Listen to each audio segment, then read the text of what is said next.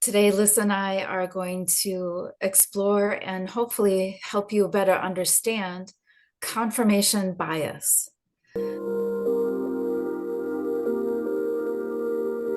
Hi, and welcome to Light for Life. If you are returning to our channel, thank you. We value and appreciate you. Our aim is to shine a bright light on your inner splendor and assist to connect you to your magnificence via what we intend to be enlightened sharing, potentially educational and hopefully entertaining information, as well as encouragement for new perspectives. If you are new here, you are most welcome. We do hope that you will find our content highly beneficial and enjoyable. I am Liss. I'm a science of mind practitioner and a teacher of various healing modalities applicable to all aspects of the self and this life. And I am Lori. I am a holistic wellness researcher and educator. Welcome to Connections with Liss and Lori. We use the space to offer our perspective regarding multiple different topics that we certainly hope you find inspiring. Confirmation bias. This is a term that's running around the internet a little bit, and I think it's got a slightly fancy title for something that is really foundational and somewhat basic regarding how the mind functions, how our brains function. And today, of course, we're hoping to help you better understand that. So first, it's important to understand how important our thoughts are relative to how our life flows, or conversely, how our life doesn't flow. Because our thoughts are incredibly powerful. If you haven't learned that from our previous recordings, maybe take a moment and watch some of those. But we often discuss how incredibly powerful our thoughts are and how powerful our words are. And this, power can have a lot of different directions, right? We can use thought for manifesting things we don't want, and we can use thought for manifesting what we do want. And that's where we have to really understand the true power of our minds and our brains and our thought.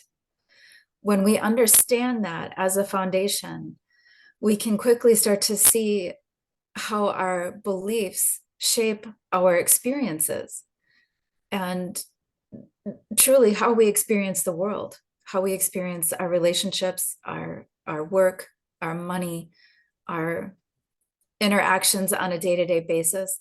It's all based on what is going on upstairs in the old noggin. And when we start talking about confirmation bias, then we start talking about how our brains move forward with reinforcing what it is that we believe. So, for example, if we believe that life truly is about love and joy and peace and kindness, the energy is going to flow in that direction. Our experiences are going to flow in that direction. Our brain is going to start seeking information that supports the belief that's running around in our brains and in our minds. And as an extension of that, the words that we use are going to be in harmony with kindness and peace and love and joy, and follow that pattern, because it is a pattern of thinking. So conversely, if we have a pattern of negative thinking, if our beliefs are negative in its core foundation, if we don't believe that we're lucky, if we don't believe things go our way, if we believe people are mean, if we believe that the world is a scary place, our brain is going to seek out information that supports whatever it is we believe. And we are going to get confirmation of that bias. Hopefully I explained that pretty basic and pretty easy to understand. What do you think? Perfectly, honey. Absolutely perfectly. And yes, what I can say is that our reality, in fact, is the perfect evidence of our belief system. Because our reality is a mirror, like we keep saying, our reality evidences what our thought system, our mindset, and our beliefs are. So it is the brain's job to seek out that evidence for us. When you understand how little of the amount of information that's coming into the brain we are actually consciously aware of. We are being stimulated by tens of thousands of stimuli through all our senses every second. And we can't possibly be consciously aware of them all. So our brains, as our loyal servants, task themselves with bringing into our reality the evidence of what we are telling our brains is our truth. So yes, whatever it is that we believe in, confirmation bias will serve us by bringing us more and more and more evidence of that being true. And so that can become a really vicious cycle. Talk about a catch-22. The more I believe it, the more evidence of it I will see. So if we're going to be in a catch-22, let's be in the positive one. Let's be in the positive one. Confirmation bias doesn't have to be a bad thing if what I believe in is great. And I give my brain the task of finding me more and more evidence of that, then I'm going to have a great reality. I love that analogy. It's so true, and it's actually pretty cute. I often think of the brain as a computer program, and it executes whatever functions that we tell it to do. So, we're basically saying the same thing, but it absolutely does execute whatever it is that we tell it to execute, right? And it seeks a consistent message. It seeks a constant reinforcement to uphold those beliefs. So what I find really interesting is when we become aware of this, and we become aware of how powerful our thoughts are and how powerful our words are, we're going to start to experience a little friction, and our brain might cramp for a second and really wonder what to do with, wait a minute, what do you mean the world is a safe place? What do you mean people aren't bad? What do you mean there's joy and peace? And I don't know anything about that. So I think, in the very beginning stages, that's when, we could probably talk a whole different segment about cognitive dissonance, right? But for this particular episode, we'll just stick with the fundamentals of our beliefs and how they're executed, and how we can see signs of what our beliefs are, because I think a lot of times we don't really know what those beliefs are that run around in the unconscious mind or even the subconscious mind. We don't really know what's driving the bus sometimes, but we can see evidence in our lives and in our relationships in the patterns that play out. If we're consistently seeing a pattern of disharmony with a particular person, it's important to notice those patterns, right? To notice that there's a pattern that is being executed here. And if it's causing some disharmony, let's break apart those patterns and see what's at the foundation of that. See what it really is driving the bus there, and see how we can shift in order to find more harmony with that, and then create that belief so our brain consistently executes a new pattern of thinking and a new pattern of experience. Absolutely. And as much as cognitive dissonance could be another episode, that was going to be the very next thing that I spoke of.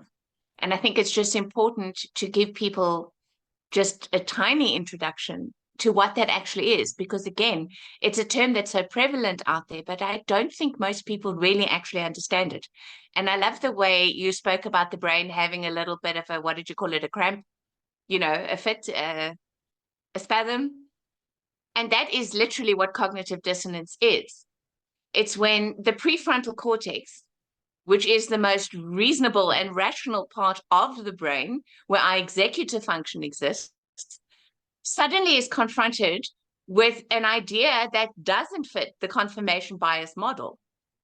And so it's like a rattle in that prefrontal cortex. That's where the dissonance part of it comes in. Whereas anything that's in line with our confirmation biases is going to be harmonious.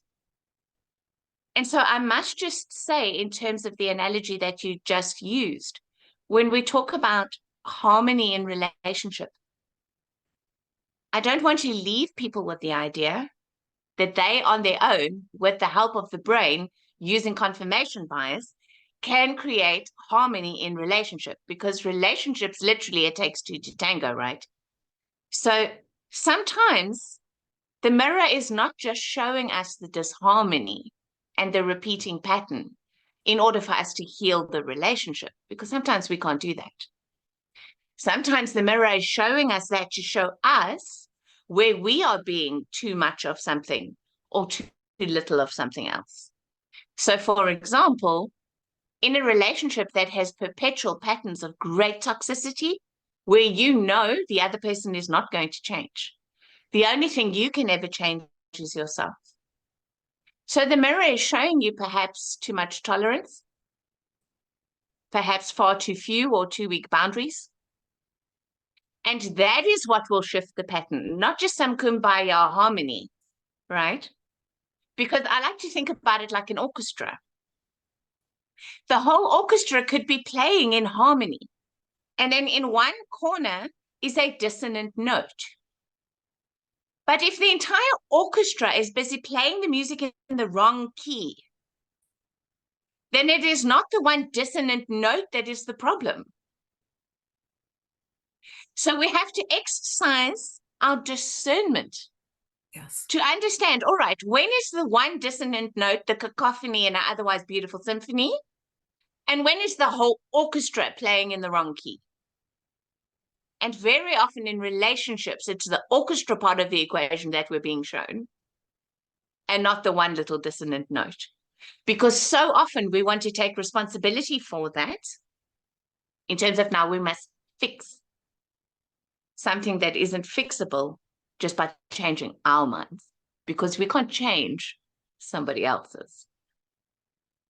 Oh, absolutely. Really, the only thing that we can change is ourselves, right? And our responses to situations. But if we don't really know what it is that is causing the reactions in just in ourselves, what is it that's causing me to feel, XYZ in relationship to this circumstance, that's when we would probably benefit from what are these false beliefs. If we keep having, and I'm just thinking of, people in general, if we keep having disharmony in a relationship, is it possibly because we don't feel like we're lovable? Is it possible that we believe that people are always going to let us down? And is it possible that we believe I'm on my own, I have to just figure it out anyway, nobody is going to support me? Just all of these I guess wounded beliefs that we can have on board that can cause disruption in relationships that really isn't necessary, because it's not even true. And I'm just speaking from personal experience. I received the message early on in my life that I'm on my own and there's nobody there to support me and I got to figure it out myself. And in the process, I don't want to say mistakes, because I don't believe that I've made mistakes, but I have face planted quite a bit and I have stumbled over myself quite a bit. And there has been disharmony in relationships because of the beliefs driving the bus. And when you can take a step back and see that the only reason why there's disharmony here is because I don't believe life supports.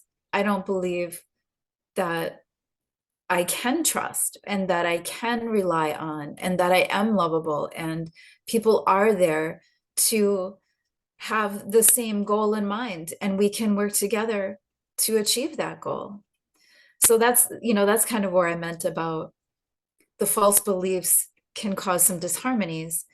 And you're right, even if we do address those false beliefs and we do fix all of that, there could still be plenty of disharmony in all kinds of relationships because the other person might not be looking at what's driving their bus, what their mind is executing based on their beliefs. So how can we start turning around some of what we're seeing happening on repeat? We've got these belief systems going and our mind is executing these beliefs. How can we start taking steps toward changing that? And well, I don't want to say encouraging, but having our minds execute a better match for the beliefs that we do want to transform into. If we're constantly seeing the world as an unsafe place, how do we go from unsafe to safe? How do we go from ick to joy? How do we go into the process of transforming our mind's filter? Well, Laurie, again, it comes down to how the brain actually works. Because this reality is projected. Mm-hmm. It's a projection of the brain. So even a faculty like our confirmation bias is going to work through projection. Information comes in, it's adjusted according to our mindset and belief system, and reality is projected out. And that is why in relationship, beliefs we're not aware of, disharmony that we hold, we project onto the other because we live in a projected reality. So if we want to change it, I always say, if you think of a projector like the old movie projector that had that really big light that shone out, what we need to do is turn that light around and shine it within. Mm. And that is the conscious intent to become aware of what we have recognized external to ourselves. It's work for us. Why do I keep projecting this thing that I believe in? What was its origin? What is its cause? What is its source? Where did it start? Why have I identified with this? Because that is what we're projecting out. So we don't just push a button that takes us from, I feel so scared, to safe. It would be great if there was a button like that, but there isn't one. So it's a journey. It's a journey of awareness. It's a journey of the light uncovering what has been in the darkness. And it's a journey of healing what was distorted in that illusion so that we can add a new belief in that our brain will then set to work on confirming for us. And that happens in baby steps. Yes, baby steps, absolutely. And I like the analogy of once we understand, start planting seeds for new growth. And it's I guess it's a little cheesy when we use that example, but it really is just really starting with a tiny seed of planting the new belief that we do want to build upon, that we do want to grow and to flourish. But like anything else in life, it does have to start with a seed. We have to water it. We have to give it sunlight. We have to practice that new belief, that new thought, and that new paradigm, essentially, of what we do want, so we can really transform our mental world and by extension our external world.